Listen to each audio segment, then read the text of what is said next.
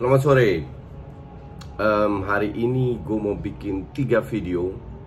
Sekarang yang gue posting Chelsea dulu, nanti agak sorean Arsenal jam 4 jam 5 gitulah. Terus malaman jam 7-an AC Milan Juve. Karena ada beberapa hal yang gue sampaikan, nggak tahu apakah mungkin videonya nggak terlalu panjang, tapi at least gue sampaikan apa yang gue ingin ceritakan di luar skor, oke? Karena kalian yang mikirnya cuma skor menang-menang, silahkan nonton live score, bukan Just Talk. Just Talk membuat orang lebih cerdas, bisa belajar bola, bagaimana sebuah permainan ini menjadi seru atas dasar apa. Oke, kita lihat Chelsea kemarin menang 2-3. Tapi kalau gue harus jujur, harusnya itu seri. Oke. Chelsea ini performanya masih ups and down, naik turun, masih nggak begitu jelas lah, kasarnya begitu. Cuman yang mereka ketemu adalah Crystal Palace. Crystal Palace ini kan papan tengah, selalu papan tengah. Satu kesalahan yang mereka lakukan adalah mereka bertahan dari awal.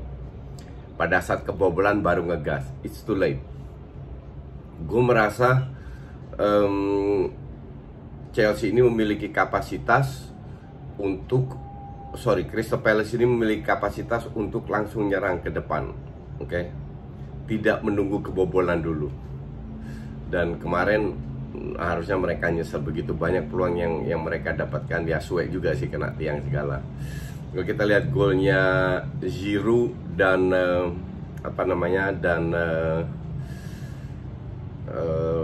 Pulisic ya, itu keren-keren.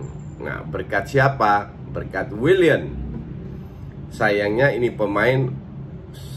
untuk gue sih, untuk Chelsea ini pemain akan pindah. Dia bilang dia pengen tetap di London, jadi kalau nggak ke Spurs, ke Arsenal atau Crystal Palace. Oke, apalagi gratis ya, for free. Jadi kalau bilang dengan pengalaman, dengan usia, nggak harus selalu menjadi starter, tapi at least bisa menjadi subs. Nah, ini line up yang diturunkan Lampard itu Pulisic wajar, akhirnya main bagus. Kemarin main bagus lagi, cetak golnya keren banget. Giroud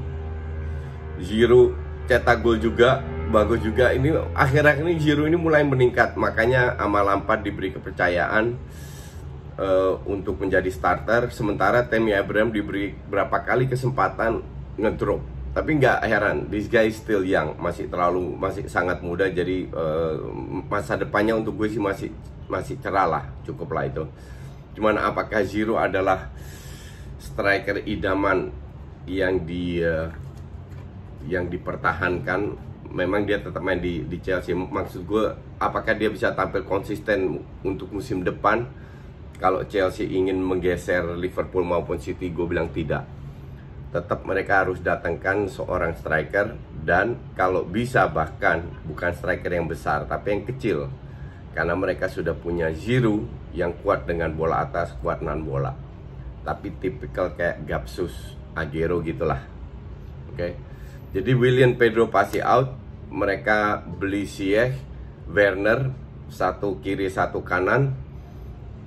Kalau gue bilang sih untuk di sayap kanan masih tetap butuh satu orang lagi ya, karena mereka kan praktis kehilangan 2 orang. Ziyech itu bukan tipikal winger. Ziyech itu kan lebih masuk ke dalam, dia bisa bermain di belakang Giroud. Terus di tengah Mason Mount tampil hampir selalu solid, nyaris nggak pernah main jelek. Ross Barkley kemana ya seperti biasalah. Ross Barkley mediocre. Dan kemarin berapa kali terbukti this guy has no vision gitu.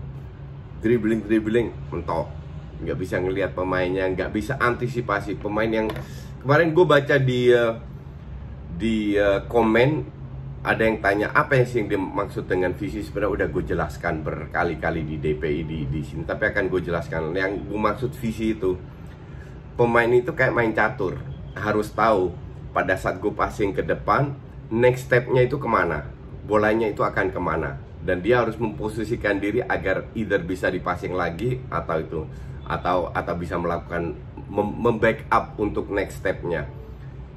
Jadi timing harus tepat, akurasi passing harus tepat, dan positioning harus tepat. Itu yang gue sebut visi. Bukan cuman dribbling atau shooting gak jelas. Itu ngandelin skill, bukan visi. Visi itu bisa dilatih kalau punya otak. Kalau nggak punya otak ya susah juga. Cuman ngandelin skill. Oke, Kante nggak main. Dan gue bilang Kante nggak main itu berpengaruh sekali. Sangat amat berpengaruh. Ketenangan dalam squad itu kelihatan kemarin. Kalau ada Kante bermain jauh lebih tenang. Billy Gilmer bermain untuk usianya, untuk pemain muda, luar biasa, keren. Nyaris cuman berapa kali salah passing. Dia kontrol ini tengah, passing, cuman ya kalah jam terbang. Dan itu sangat berpengaruh dalam pertandingan seperti ini. Di akhir-akhir, terutama di babak kedua, Chelsea ketarik irama bermainannya Palace yang gerusak-gerusuk, yang oportunis. Seharusnya Chelsea lebih bisa mengontrol pertandingan seperti di babak pertama. Tapi nggak terjadi ya, karena tidak ada seorang leader yang berpengaruh lah di belakang. 2-0 terus 2-1. 2-1 jadi 3-1, masuk Tammy Abraham sama Loftus-Cheek. Gue bilang Loftus-Cheek itu nggak banget. Kebetulan dia kemarin kasih 1 assist. Terus ada di Twitter orang yang bilang, oh itu buktinya dia bisa kasih assist ya. Itu tolol atau mau pansos, gue nggak ngerti. Kalau dia nggak melakukan hal yang benar, buat apa dia digaji? Jadi kalau melakukan hal yang benar ya oke aja. Cuman lebih banyak salahnya juga daripada yang benar. Loftus-Cheek untuk gue bukan pemain yang yang bisa membuat perubahan.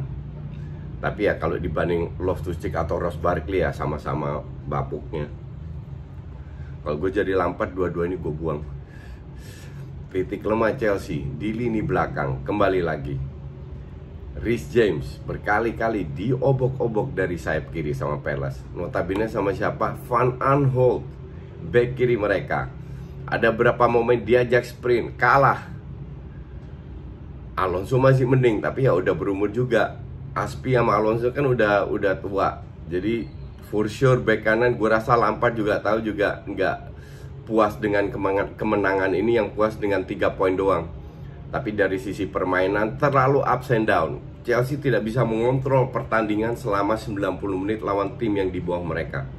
Beda kalau lawan MU, City, Liverpool ya. Tapi kemarin kelihatan, sangat amat kelihatan titik-titik lemahnya. Zuma Christensen ya, so-so. Kembali penampilan so-so. Walaupun sliding Zuma terakhir dia ke Benteke ya. Aduh, Benteke itu parah banget. Butuh dapat begitu banyak peluang dan nggak masuk.